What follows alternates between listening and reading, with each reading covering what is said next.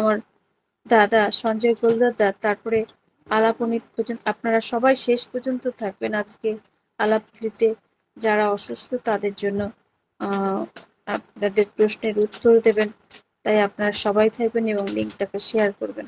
জয়গুরু সবাইকে। এখন ইষ্ট প্রসঙ্গ করার জন্য আহ্বান জানাই শ্রদ্ধেয় ডক্টর সঞ্জয় গোলদার দাদাকে। দাদা জয়গুরু। জয় গুরু মা। হ্যাঁ দাদা, আপনি 5টা পর্যন্ত বলবেন। জয়গুরু। ওম ব্রহ্ম পরম ব্রহ্ম অকুল্য মালিক রাধা সোম দয়ালে রাঙা রাতুল চরণে বিষ্ট প্রণাম জানাই। জগৎ জননী শিশু বড়মা রাঙা রাতুল চরণে বিষ্ট প্রণাম জানাই। পরম পুত্র পাত শ্রী বর্ধা রাঙা চরণ আচার্য রাঙা রাতুল চরণ ঠাকুরের পরিবারের সকল রাঙা রাতুল চরণে বিষ্ট প্রণাম জানাই। এই পুত পাঞ্জা এই লিঙ্কে পুত পাঞ্জাধারী দাদাদের আমি প্রণাম জানাই বা জয়গুরু জানাই, আর সকলকে আমার আনন্দিত জয়গুরু। ঠাকুর দয়া যখন হয়, উনি তো দয়াময়। যখন ওনার দয়া পেতে হয়, তাহলে আমাকে কিন্তু সেইভাবে আমার মনটাকে তৈরি করতে হবে। ঠাকুরের কর্মে আমাদের সেভাবে লেগে থাকতে হবে বিনা স্বার্থে। তাহলে কিন্তু ঠাকুরের দয়াটা পেতে পারি। আর ঠাকুরের দয়ার জন্য মানুষের অনেকটা তার প্রাণ হারিয়ে যাবে, জীবনটা চলে যাবে, তার জীবনটা কিন্তু রক্ষা হতে পারে, আর হয়েছে। দেখুন, একটা ছোট্ট একটা ঘটনা। এক একটা গ্রামে খুব বড় একটা অর্জন করে পয়সা টয়সা রেখেছে একটা মহান ব্যক্তি। উনি পয়সা করে সব আছে, স্মৃতি দেখতে ভালো, কায়া টায়া ভালো, ঘর বাড়ি ভালো করেছে। উনি কোনো ঠাকুরের দীক্ষিত ছিলেন না। আরে আমাদের ঠাকুর কি কোন ঠাকুরের দীক্ষিত ছিলেন না, নাস্তিক ছিলেন। তবু তার কাছে ঠাকুর দয়া করে পয়সা করে অনেকটা দিয়েছে, মান সম্মান সব দেখতে ভালো আছে। কিছুদিন পরে আমাদের একটা ঋত্বিক দাদা গিয়ে তাকে ঠাকুরের ব্যাপারটা যাজন করলেন। যাজন করার পরে তাকে একদম রাগ করে দূর দূর করে তাড়িয়ে দিলেন। আর আমাদের ঋত্বিক দাদারা, ওদের কোনো মান সম্মানটা কিন্তু ওরা বোঝে না। ঠাকুরের কাজের জন্য কিছুদিন পরে আবার গিয়েছে। গিয়ে সেই মহাজন ব্যক্তিকে আবার ঠাকুরের কথা বললে লাগলেন। তখন একটু ঠান্ডা হয়েছে, কিন্তু নত হয়নি। ছেলেগুলো এইভাবে 2, 4, 5 বার গিয়ে উনি বলছে, যদি এতটাই তুমি বলছো, দেখি তোমার ঠাকুর কি করতে পারে, তাহলে আমি দীক্ষাটা নিয়েই ফেলি। মানে ও বিরক্ত হয়ে ঠাকুরের দীক্ষাটা নিল। ঠাকুরের দীক্ষাটা নিয়ে আহ, বলছে যে চান করে আসো। চান করতে গেছে, চান করে গিয়ে এসে দীক্ষা টিক্ষা নিল। একদিন স্থবিরটিও করেছে। পরের দিন আবার সকালবেলা ঠাকুরের নাম ধ্যান করে স্থবিরটি করবে, তার জন্য চান ফান করতে গেছে। পুকুরের থেকে পড়ে পাওটা ভেঙেছে। পাওটা ভেঙে গেলে হসপিটালে নিয়ে গেল, প্লাস্টার চড়িয়ে দিল। প্লাস্টার চড়িয়ে দেওয়ার পর তখন ঋত্বিক দাদার সঙ্গে আবার দেখা করছে। তো খবর শুনে, যে রিসেন্টলি দীক্ষা হলো ঠাকুরের, পাওটা ভেঙে গেল, ওই ঋত্বিক দাদাটা শুনে আবার ওনার কাছে এসেছে। এসে ওনার খোঁজ খবরটা নিলে, উনি তো খুব রাগে আছে। তোমার ঠাকুরের দীক্ষা নিয়ে আজ আমার পাওটা ভেঙেছি। আশেপাশে যে যে লোক পরিজন আছে তারাও বলছে, বন্ধু বান্ধবরা তারাও বলছে যে ঠাকুরের দীক্ষাটা নিয়ে তুই পাওটা ভেঙেছিস। এতদিন তুই ঠাকুরের দীক্ষাটা নিসনি, কোনো ঠাকুরকে ধরিসনি, বেশ ভালোই ছিল। এই ঠাকুরের দীক্ষাটা নিয়ে পাওটা ভেঙেছিস। ওর মনে সত্যিকারে একটা খুব উৎপন্ন হলো, একটা রাগ সৃষ্টি হলো। উনি কিন্তু ঠাকুরের ইষ্টভূতিটা ছাড়ছেন না। করছে, করতে করতে একটু ভালো লাগছে, ও করছে। তখন ও একজন বিশিষ্ট ব্যক্তি, তার জন্য ওনার যে কুষ্টিটা, ওই কুষ্টিটাকে নিয়ে এক যে কুষ্টি দেখেন এক পণ্ডিতের কাছে গিয়ে দেখাচ্ছে যে পাওটা কেন ভাঙলো, কি কারণে ভাঙলো। তো দেখো তো সেই উম, পণ্ডিতজি কুষ্টিটা হাতে নিয়ে ভালো করে পরীক্ষা করে পড়ে দেখে যে বলতে মরা লোকের কুষ্টি না আমাকে দেখাচ্ছে কেন। যেহেতু উনি যেতে পারেনি, ওনার পাটা ভেঙে গেছে, প্লাস্টারে ঘরে আছে, উনি বসে আছে, ওনার পরিবারের কেউ একজন গিয়ে তাকে দেখাচ্ছে। সে বিখ্যাত একটা কুষ্টি যাচ্ছে পড়ে, তাকে দেখালো।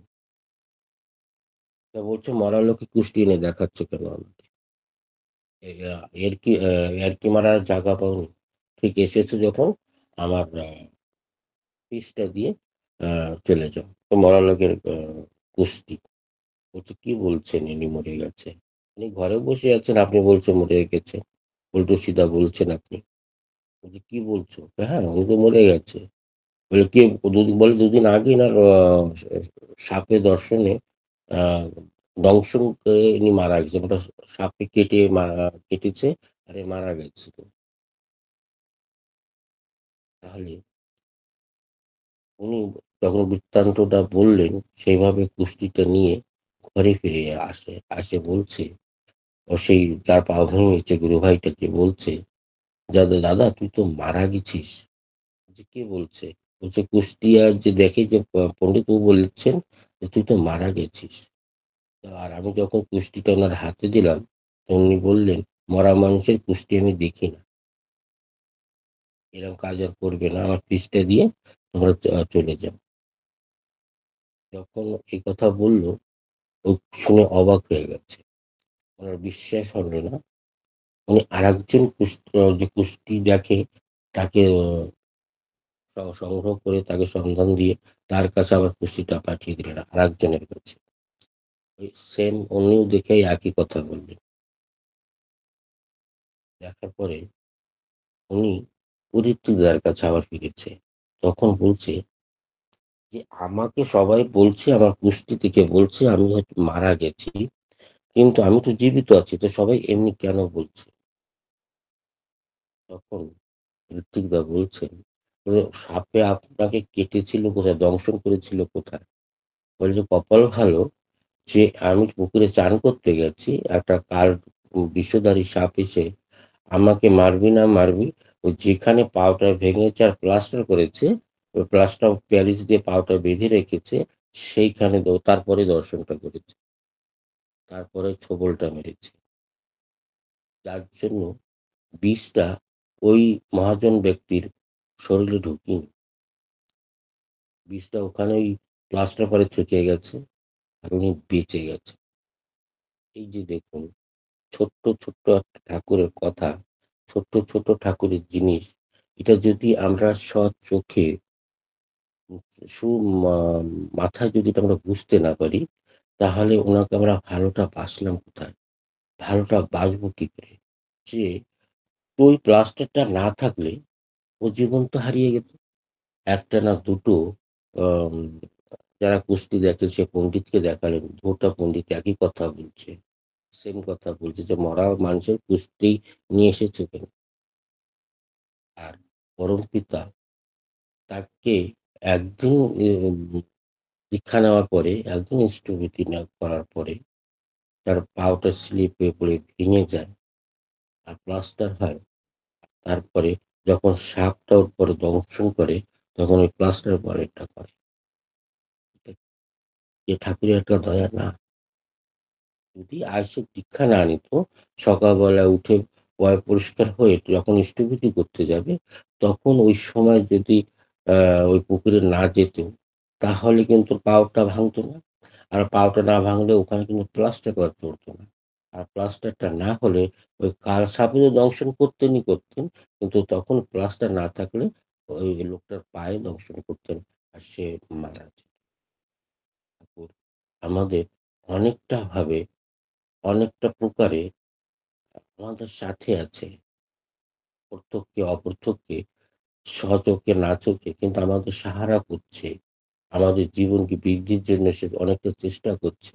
কিন্তু আমরা টানা দয়া পেয়েও অনেকটা মানুষ কিন্তু আমরা ঠাকুরকে বুঝতে পারছি না। ঠাকুরকে ছেড়ে দিয়েছি। তার দয়াটা নেওয়ার পরেও মানুষ তো নেওয়াটা পরেও ভুলে যাচ্ছি। তাকে সেইভাবে আমার জীবনে, আমার মনে, আমার ঘরে আমি কিন্তু রাখিনি। সেভাবে যদি রাখতাম তাহলে আমার জীবনটা পরিবর্তন নিশ্চয়ই হতো। আমি আজ যেভাবে আছি আপনাদের ভালোবাসায়, ঠাকুরের দয়ায় আরো একটু ভালো থাকতাম। আরো একটু আমাকে লোকে আরো ভালোবাসতো। কেন ঠাকুর তো বলেছেন যে, "তুই যদি লোককে ভালোবাসতে পারিস তাহলে লোক তোর জন্য ভালোবাসবে। তোর জন্য কাতর প্রার্থনা করবে।" আমার জন্ম কি নিজের জন্য হয়েছে? এটা যদি আমরা ভাবি, একটু চিন্তা করি, একটু মনন করি, তাহলে কিন্তু গভীরে গিয়ে দেখবেন যে ঠাকুর আমাদের জন্মটা কিন্তু নিজের জন্য দেয়নি। ঠাকুর আমাদের জন্মটা দিয়েছে তখন আমি ঠাকুরের কাছে প্রার্থনা করেছি জন্মের আগে। ওই মাতৃগর্ভে থেকে যে আমি তোমার গুণগান করব, তোমাকে নিয়ে চলবো, তোমার যাজন যাজন করব।